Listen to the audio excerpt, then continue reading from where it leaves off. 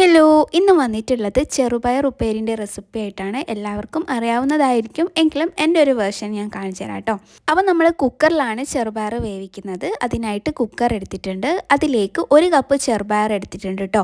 പിന്നെ 1 കപ്പ് വെള്ളവും പിന്നെ 1 കപ്പ് കൂടിയും ഞാൻ ചേർത്ത് കൊടുക്കുന്നുണ്ട്. എന്നിട്ട് നമ്മൾ ഇതിലേക്ക് ഒരല്പം ഉപ്പും പിന്നെ 1/4 ടീസ്പൂൺ മഞ്ഞൾപ്പൊടിയും ചേർത്തിട്ടുണ്ട്. എന്നിട്ടൊന്ന് മിക്സ് ചെയ്തെടുക്കുക.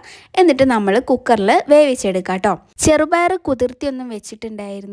അപ്പോൾ അതുകൊണ്ട് ഫസ്റ്റ് ഹൈ ഫ്ലെയിമിൽ 2 വിസിലും പിന്നെ ലോ ഫ്ലെയിമിൽ 3 വിസിലും ഞാൻ ചെയ്തിട്ടുണ്ട്. പിന്നെ കംപ്ലീറ്റ് വിസിൽ പോയതിന് ശേഷം മാത്രമാണ് കേട്ടോ തുറന്നിട്ടുള്ളത്. അപ്പോൾ നമ്മൾ ചെറുപയറൊക്കെ നന്നായിട്ട് വെന്തിട്ടുണ്ട്.